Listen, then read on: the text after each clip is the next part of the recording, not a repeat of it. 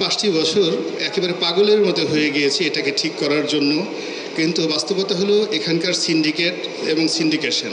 জনাব ইলিয়াস কাঞ্চনের সঙ্গে আমার যে ব্যক্তিগত সম্পর্ক এবং একই সঙ্গে তার যে আন্দোলন, সেই আন্দোলনের যে রাষ্ট্রীয় পর্যায়টি 5টি বছর আমার দেখার সুযোগ হয়েছিল। আমি যোগাযোগ মন্ত্রণালয় সংক্রান্ত স্ট্যান্ডিং কমিটিতে ছিলাম এবং সেখানে এই প্রতিষ্ঠানটি সরকারের সঙ্গে অনেকগুলো কাজকর্ম করার চেষ্টা করেছে। তো সেক্ষেত্রে আমার কিছু ব্যক্তিগত অভিজ্ঞতাও রয়েছে। তো আমি আসলে গত কয়েকদিন যাবত শারীরিকভাবে একটু অসুস্থ এবং এই কারণে আসলে শুধু কাঞ্চন ভাইয়ের অনুষ্ঠানে বলে এসেছি।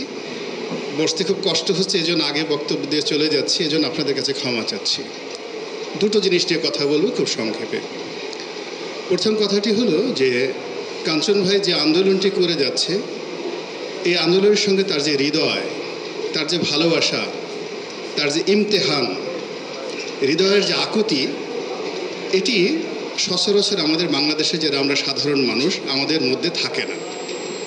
আমরা কোনো কিছুতেই কনসিস্টেন্সি রাখতে পারি না, মানে ধারাবাহিকতা রাখতে পারি না। সকালে একরকম, বিকালে একরকম। তো সেক্ষেত্রে স্ত্রীর প্রতি ভালোবাসার কথা বলুন কিংবা নিরাপদ সড়ক করার জন্য একটি ধারাবাহিক আন্দোলন চালিয়ে যাওয়া বলুন, 31 বছর ধরে তিনি যে কাজটি করেছেন এটি কোনো সাধারণ বাঙালির কাজ নয়। তিনি যে চলচ্চিত্রের নায়ক, সেই চলচ্চিত্রের নায়ক হিসাবে জনমানুষের জননন্দিত নায়ক হওয়ার যে যোগ্যতাগুলো দরকার, এরকম যোগ্যতা সম্পন্ন একজন মানুষ এই অনুষ্ঠানটি করেছেন। এই জন্য আমার অন্তরের অন্তঃস্থল থেকে তাকে ধন্যবাদ জানাচ্ছি। দ্বিতীয় যে বিষয়টি, সেটি হলো আমাদের এই সড়কের যে সমস্যা।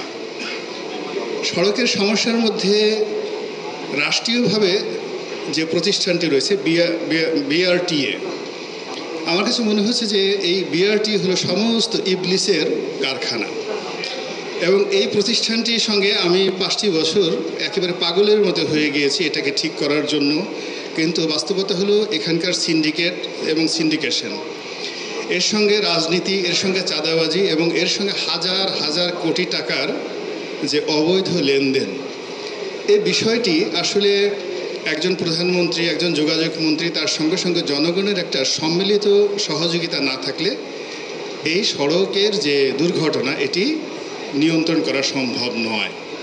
একজন ওবায়দুল কাদের বলেন কিংবা এখন যিনি আছেন, খুব নামকা ওয়াস্তে শুধুমাত্র সড়ক এবং যোগাযোগ মন্ত্রী যদি থাকেন এটা সম্ভব নয়, এখানে আরও অ্যাক্টিভ লোক দরকার। দ্বিতীয়ত হলো যে উন্নত বিশ্বে আমি যে দেশগুলোতে দেখেছি যেখানে হাইওয়ে কনসেপ্ট, সেই হাইওয়ে কনসেপ্ট অনুযায়ী আমাদের দেশে একটি সড়ক এবং মহাসড়ক এখনও পর্যন্ত কার্যকর নেই। পদ্মা সেতুর যে বৃষ্টি মাওয়া থেকে ভাঙ্গা পর্যন্ত হয়েছে, এটি মহাসড়কের থিমটা এখানে বাস্তবায়ন হয়েছে, কিংবা যে 300 ফিট বসুন্ধরা যে রাস্তাটি এটি হয়েছে, কিন্তু এখানে এখনও পর্যন্ত ল অ্যান্ড অর্ডার এটা বাস্তবায়ন করার জন্য যে স্ট্রাকচার দরকার সেটা আমরা এখনও পর্যন্ত শূন্যতে যেতে পারিনি।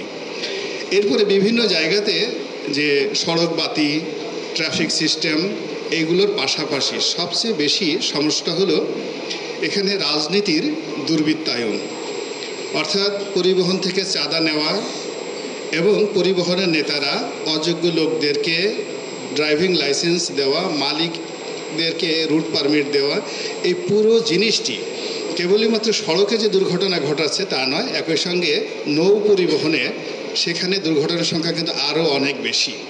অর্থাৎ লঞ্চের, ট্রলারে, তারপরে ইঞ্জিন চালিত বোটে সেখানে যে প্রতিনিয়ত কত মানুষ মারা যাচ্ছে এবং কত দুর্ঘটনা হচ্ছে, এটা যদি সড়কের সঙ্গে যোগাযোগ করা হয়, মানে যোগ করা হয়, এটা আরও বেশি হয়ে যাবে। তো কাজেই এই বিষয়গুলো নিয়ে আমরা যারা সচেতন নাগরিক আছি আমাদের সবাইকে কাজ করতে হবে। একা ইলিয়াস কাঞ্চন সাহেবের পক্ষে সম্ভব নয়, একা কোনো সরকারের পক্ষে সম্ভব নয়। এবং আমরা আজকের এই অনুষ্ঠানের মাধ্যমে এই যে একটা সচেতনতা বা গণসচেতনতা যে শুরু হলো, এটি যে যার অবস্থান থেকে আমরা যত বেশি করতে পারবো, অংশগ্রহণ করতে পারবো, আশা করি আমাদের সড়ক আরও বেশি নিরাপদ হবে।